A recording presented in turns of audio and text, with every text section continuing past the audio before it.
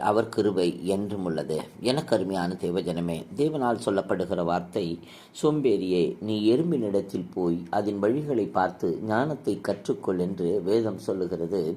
பாருங்கள், அதற்கு பிரபுவும் தலைவனும் அதிகாரியும் இல்லாதிருந்தும் கோடை காலத்தில் தனக்கு ஆகாரத்தை சம்பாதித்து அறுப்பு காலத்தில் தனக்கு தானியத்தை சேர்த்து வைக்குமாம். சோம்பேறியே, நீ எவ்வளவு நேரம் படுத்திருப்பாய்? எப்பொழுது உன் தூக்கத்தை விட்டு எழுந்திருப்பாய்? இன்னும் கொஞ்சம் தூங்கட்டும், இன்னும் கொஞ்சம் உறங்கட்டும், இன்னும் கொஞ்சம் முடக்கிக் கொண்டு நித்திரை செய்யட்டும் என்பாயே. உன் தரித்திரம் வழிபோக்கனைப் போலவும் உன் வறுமை ஆயுதம் அணிந்தவனைப் போலவும் வரும் என்று வேதம் சொல்லுகிறது. எனக்கு அருமையான தேவஜனமே, சோம்பேறியா இராதபடிக்கு, சோர்ந்து போகாதபடிக்கு, தளராதபடிக்கு, ஆமேன், தேவனை சார்ந்து கொண்டு அந்த எறும்பை போல, ஆமேன் சோத்திரம், ஒவ்வொரு காலத்துக்கு தகுந்தாற் போல நாம், ஆமேன் சோத்திரம், நம்முடைய வேலைகளை செய்யவும், ஆமேன் சோத்திரம், ஆமேன் அர்ப்பணிங்க. தேவனிடத்தில் அர்ப்பணிப்பீர்களானால் கர்த்தர் உங்களை ஆசீர்வதிக்க வல்லமையுள்ளவராயிருக்கிறார். ஆமென்.